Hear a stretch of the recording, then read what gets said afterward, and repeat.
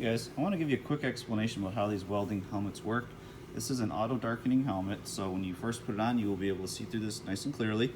But once you start welding, it's going to automatically go dark and you won't be able to see anything anymore outside of the little bright dot where you're welding at.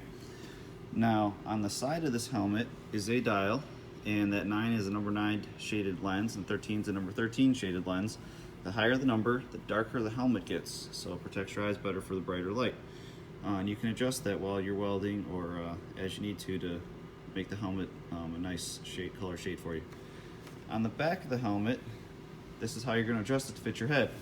There is a dial right here, and you must push down on the dial. If you don't push down, you're not able to turn it. So with it up, it's stuck, it doesn't turn. You push down, now it actually rotates. I'm going to give you an example of what this looks like when you start welding. So put my phone in here. Now you can see the metal nice and clearly. Over here we got our welding handle and our ground clamp is connected up to the metal. I'm going to turn the machine on.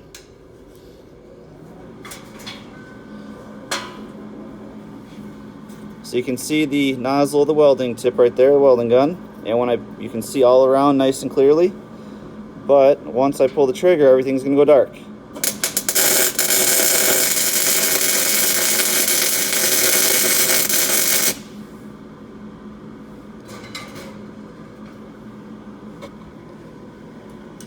Once I let go of the trigger, the helmet stops darkening, and now you can see everything nice and clearly again.